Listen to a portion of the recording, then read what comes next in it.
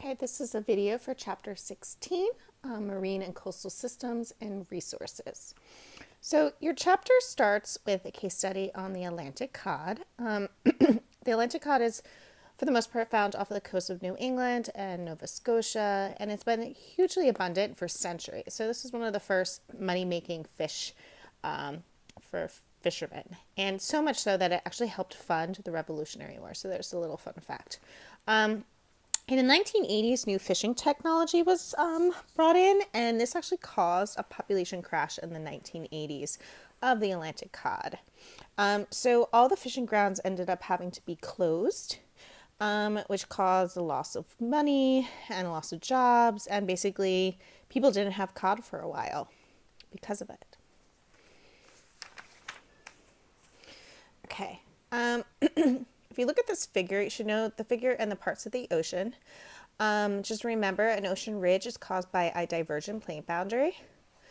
So this is a little bit review from previous chapters. You have your trench, which is formed during a convergent plate boundaries, and your volcanic islands, which are also from two oceanic plate boundaries. Okay, the ocean. So first thing you need to know, on average, the ocean is 3.5% salinity, or 35 parts per thousand on average.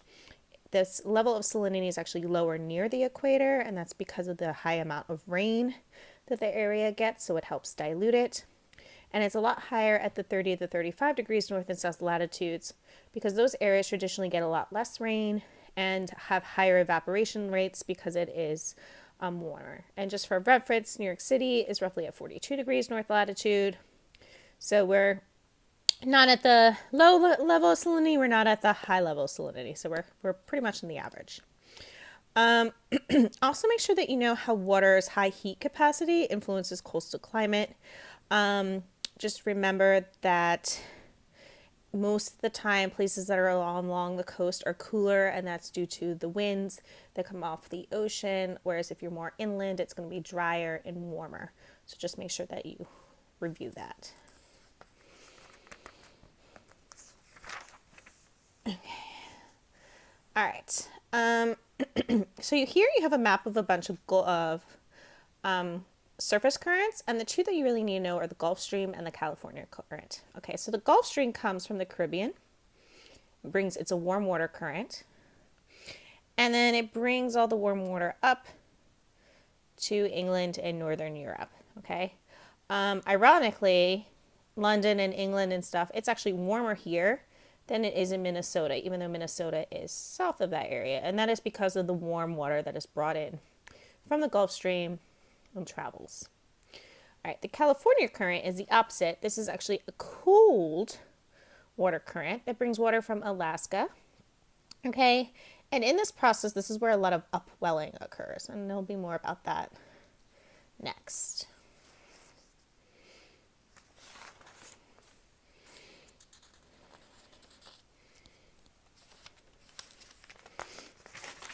Okay. So make sure that you know the steps in upwelling. So basically what happens is the wind comes and blows along the coast, okay, along the coastline, and then Coriolis effect takes control of that and actually moves the water away from the coast and and from the land. Okay, so, and then eventually you have all your nutrients up here, and with that movement, it causes upwelling to occur. So all the cold and nutrients come up to the surface, and those nutrients are important because that's the start of the food chain, right? So they reach the top, and they have reached sunlight. That's when you get your phytoplankton blooms, which starts your food chains. So that's like the cycle. So make sure that you know this part. All right. Upwelling. Most of the life in the oceans are near the coasts, and that's because of the upwelling that happens along the coast and in the photic zone, and that's because that's where photosynthesis occurs. Downwelling is basically the opposite of upwelling, so make sure that you know that. Make sure that you review what a thermohaline is, and also ENSO, which is basically part of the El Nino Southern Oscillation. So make sure you review these pages over here about that, and make sure you know the difference between El Nino and La Nina. Now, these images over here show you what normal conditions are. So normally, you have wind movement, and you have warm water that goes from Peru towards Indonesia. These are normal conditions. This is really good for fishing. And it's because of the warm water, and they also bring on monsoons, and hence why it rains all here. So this is your normal occurrences. During an El Nino, which happens every 5 to 7 years, it's actually the opposite. It's bad for fishing, and that's because major storms happen. So as you can see here, it's opposite. The warm water is actually going towards Peru. So for Peru, they like this because it's better fishing for them. All your nutrients actually stay down below the surface, and you get crazy storms in the middle of the ocean that occur. So again, make sure you read this whole page and understand El Nino and La Nina. All right, some vocabulary. Make sure that you know the following zones of the ocean: the photic, the intertidal, the pelagic, and the benthic zone. So you can look at this figure and caption here. Just think, the intertidal zone, which is like around here, this is where all your tide pools happen. These actually have really harsh conditions for all the organisms that live there. There's tons of waves that come in and crash and can break things or take people off into sea. So those who live here have extreme adaptation skills in order to live here. So make sure you review this figure. Okay, next page. Know how salt marshes, which are from your temperate zone, and mangrove forests, which are from your tropical zones, benefit both ecologically and economically. So here is your salt marshes. This is what we have by us.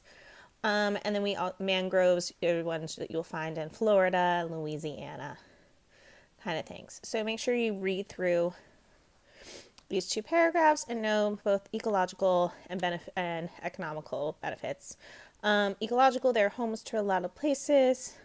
They also help with potential flooding issues, so that is an economic one. So just make sure that you review through all of these. Okay, next one.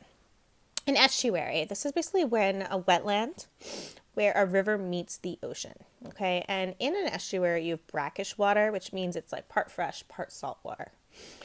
So certain organisms only can live in an estuary because they need to be able to live in a higher than normal salinity level or a lower than normal salinity level in terms of their water. And just so you know, these saltwater levels, they vary with like the tides, the waves, how much rain you have. So those who live in an estuary area are very adaptable.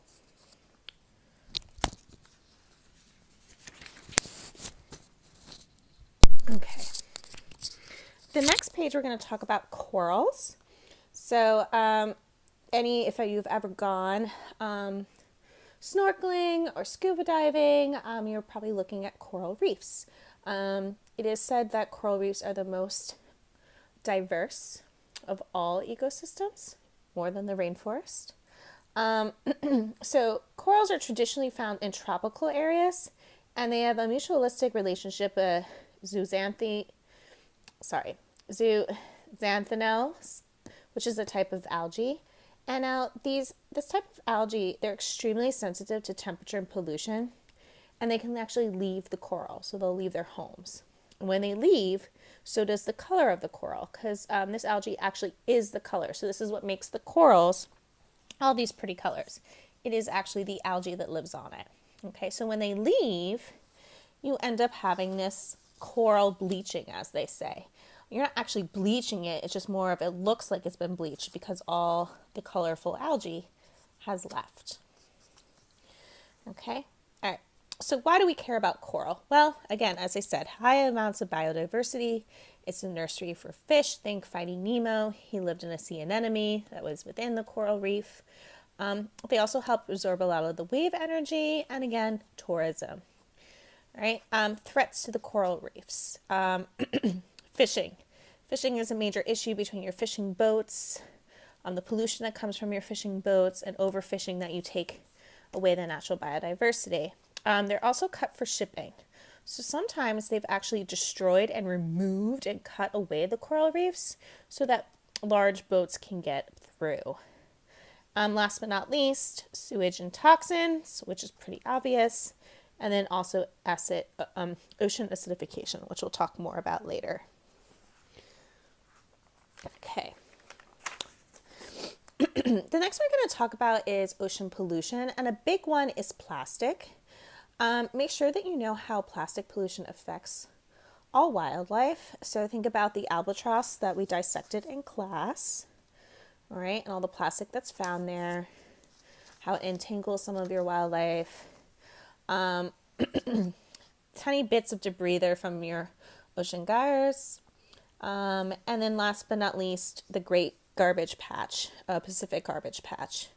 Okay, so as you can see here, there's plastic pollution everywhere. It's really a shame. It's a major issue. So make sure that you understand the Great Pacific Garbage Patch and its effects.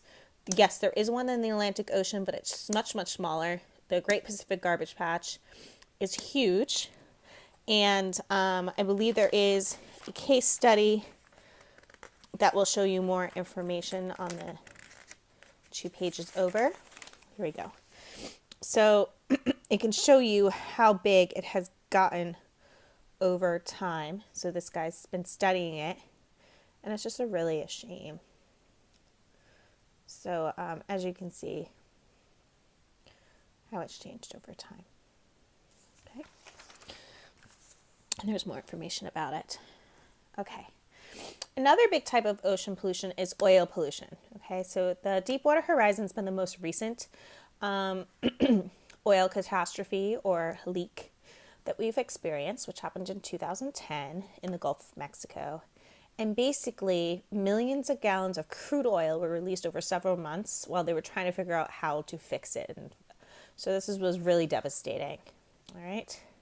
Another really famous one is Exxon Valdez. This happened in the 80s in Alaska, and that is actually what caused a lot of legislation to occur, including the U.S. Oil Pollution Act of 1990.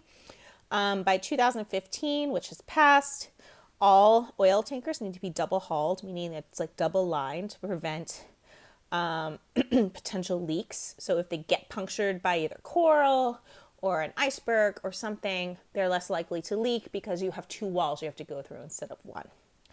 And another big thing to know is that oil spills or leaks can actually naturally occur in oceans from the cracks in the ocean floor, and that's how we get our